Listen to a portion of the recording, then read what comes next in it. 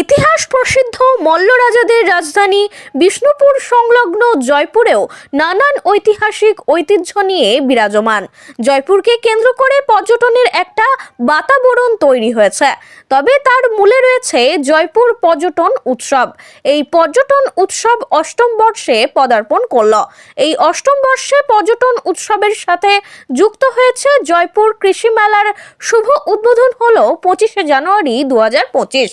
এই পর্যটন উৎসব ও কৃষি মেলার উদ্বোধন উপলক্ষে সকাল 7টায় রাজগ্রাম মোড় থেকে ম্যারাথন দৌড় প্রতিযোগিতার মাধ্যমে বেলা 3টের সময় এক বর্ণাঢ্য শোভাযাত্রা কুম্ভস্থল মোড় থেকে শুরু হয়ে জয়পুর ব্লক শহর পরিক্রমা করে উৎসবস্থলে সমাপ্ত হয়।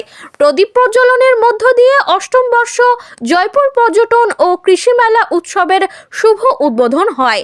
এই উদ্বোধনী মঞ্চে বিশিষ্টদের মধ্যে উপস্থিত ছিলেন বাঁকুড়া জেলা পরিষদের সভাধিপতি অনুসুয়া রায়, জয়পুর উৎসব ও কৃষি মেলা কমিটির উপদেষ্টা শুভাশিস বটব্যাল, জয়পুর পঞ্চায়েত সমিতির সমস্ত কর্মাধ্যক্ষ।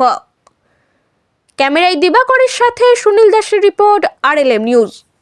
অনুষ্ঠানগুলো অংশগ্রহণ করাতে পারি, তাদের প্রতিভাগুলো তুলে ধরতে পারি। আমাদের বাঁকুড়া জেলা সাংস্কৃতিক দিক থেকে যেমন বিষ্ণুপুর ঘরানার একটা নাম আছে, সেরকম বাঁকুড়ার প্রত্যন্ত এই সকল জায়গাগুলো বিষ্ণুপুর সাথে এই জয়পুরের যে পর্যটন কেন্দ্র, এগুলোও কিন্তু কোনো অংশে কম যায় না। আমরা কদিন আগে এসেছিলাম আমার জেলা পরিষদের পক্ষ থেকে এই জয়পুরে একটা পিকনিক করার জন্য।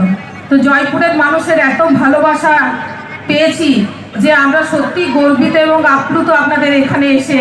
এখানকার মানুষের মন এত বড় যে এত আপন করে নিতে পারে।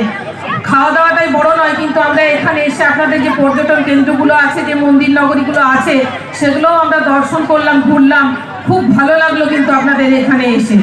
আপনাদের মতন মানুষের কাছে আসতে পেরে আমরা ধন্য। বিশেষ কিছু কথা বলবো না, বেশি বক্তব্য বাড়াবো না। জাগৃতি অনুরোধ করেছে একটা গান গাইবার, আমি